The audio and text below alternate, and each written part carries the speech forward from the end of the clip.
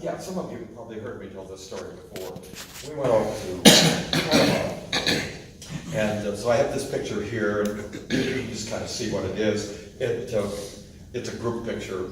We had been delivering wheelchairs to people's homes in Panama all day long, and we were very tired. There were just 5 of us. And it was a rough trip, because getting to homes and so forth, to get those wheelchairs there.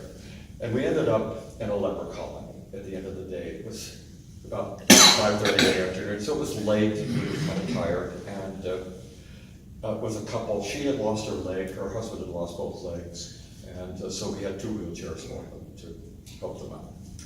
And the leper colony was about to be closed, so this was the last leper colony in the world. It was run by the Americans, of all things. It was in the Canal Zone area, and really rather pretty space, but so forth. And so no one in the group that I was with spoke Spanish except me, and so they went out to tour the place, and I sat there and visited with the couple. And during that experience, I asked her, could I take a photo? And I said, "Sonrisa, por favor."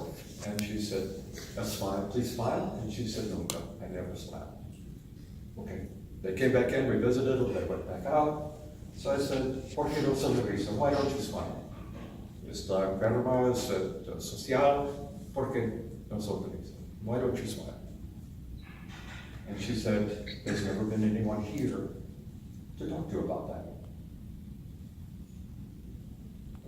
We're here. I've got nothing better to do." So I held her hand. She said, "When I was 15, my mother took me to the doctor. And when they realized what I was, they took me out the back door, and I never saw my family again. That night I was raped. I had a baby. The Americans took my baby from me in my arms. I was raped again, I had another child, they took that child. I married this man to protect myself. We have 3 children, and when they were 15, the Americans took them to the United States. I have never smiled since." Well, so I just broke into tears, but I held her hand. And we talked. So the group came back in, and we took that picture. And you notice there's a little bit of a smile.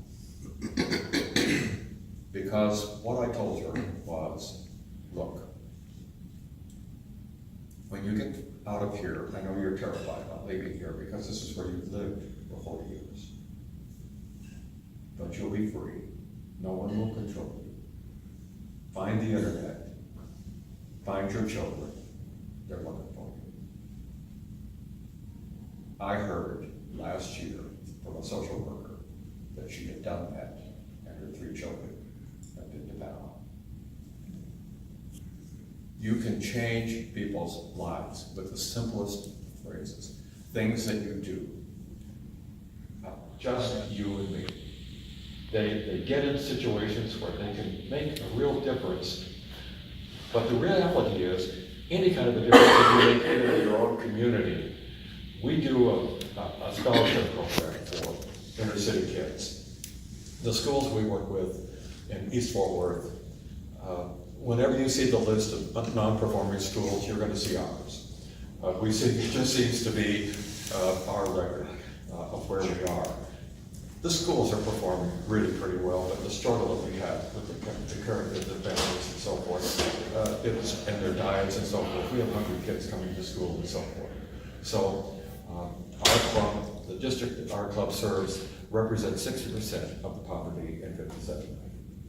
It's just one of those things, this is what we are. And so these kids, it's a struggle for them to even think about college. And we use that program that Rotary has come up with, that Conrad Heath came up with and worked on, and you guys have used it, where you put up the 1,500 hours the first year, and then they'll match it the next year. And if they get through it, then we've got an agreement with UTA that they'll take it from there, or Texas Wesleyan, and so it's a chance for them to make a real difference. And we've kind of learned with our kids, it's equivalent to going to Harvard.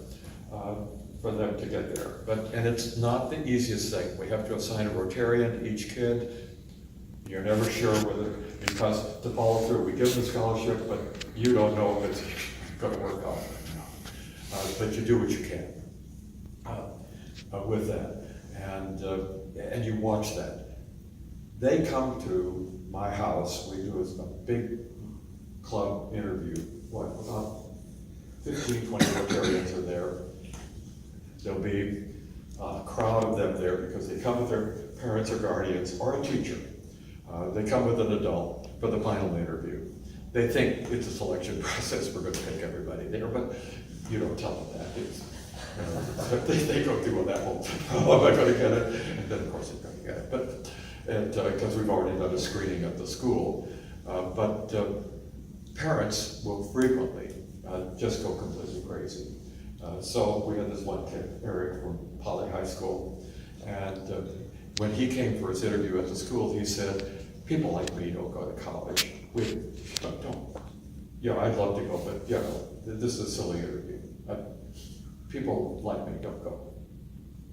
Well, trust me, that was a decision right there. We said, well, you're going, you're stuck in.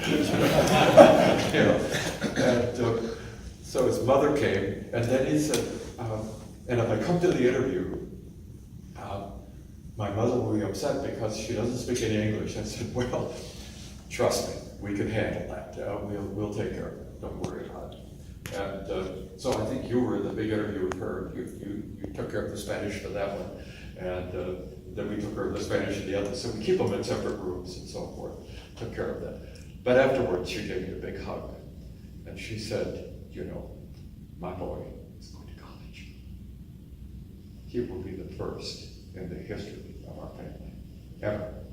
You know. And so he graduated from TCC South this year in art. And so I thought I'd go, what the hell?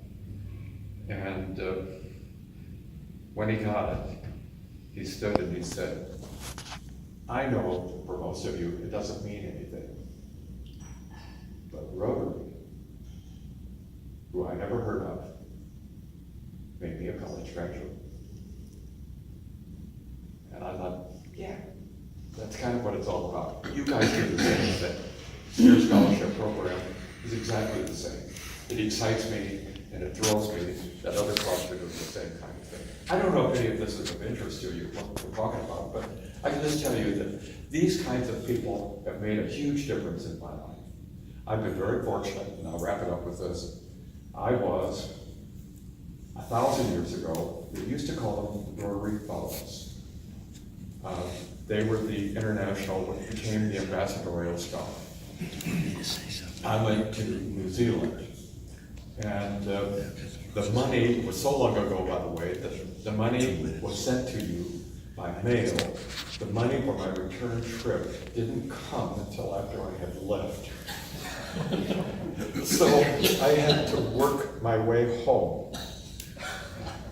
And that's where I learned, this is a long time ago, guys, 1952. I learned a lot about international Rotary at that time because I left New Zealand and I went to Melbourne, Australia, and I worked as a butcher in Victoria Market. I made enough money to get to Adelaide. I worked in Central Market in Adelaide, cutting meat. Finally got to Perth, got a boat to India, got to that time Kolkata, it's not Kolkata, but and Rotarian met me there, got on the train, went to Bombay. The train across India at that time, I cannot tell you what that was like, because I never sat inside the train. I was outside on the roof, all the way across the country, and the smoke. After I got to Calcutta, I got a boat into Iran. I took the bus across Iran, and finally got into Turkey, took the bus to Turkey. I couldn't get anywhere from there, so I went down, I went through Lebanon and then Israel, and I learned to cut halal, so I know how to cut for Jewish people and for Arab. So know how to leave the carcass. So I got on the boat to Spain, and a girlfriend of mine, Sylvia Salvatierra, was Basque, and she was visiting northern Spain at that time. To this day, I have no idea how I found her, but I did. Her father was with her. He didn't want to come back. He was going to stay. He gave me his ticket, and I got on the boat, and I arrived in New York. And all the way, there was a Rotarian that met me everywhere I went. There was no cell phone. There was no nothing. People just figured it out. Yes. And by the way, to tell you how concerned my family was for me, I called them and said, I'm back. And they said, great.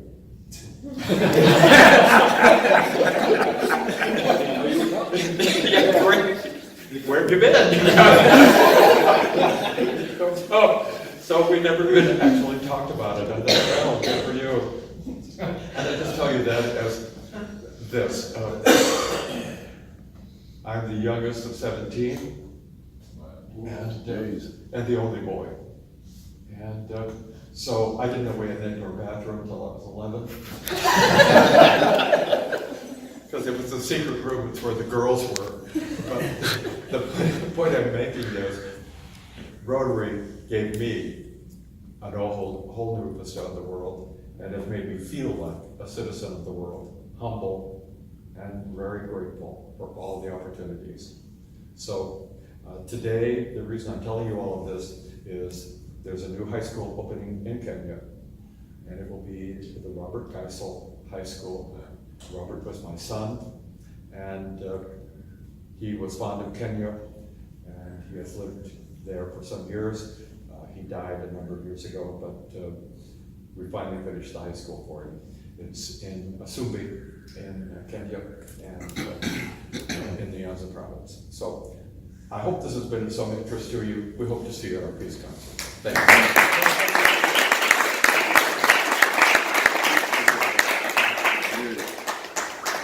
I really am without words. Just such an inspiration, and you know, I think we're lucky enough to be able to call Paul, someone like Paul, our friend. So Paul, thank you again for all you've done for Rotary and you know, certainly for our district and for being here this morning.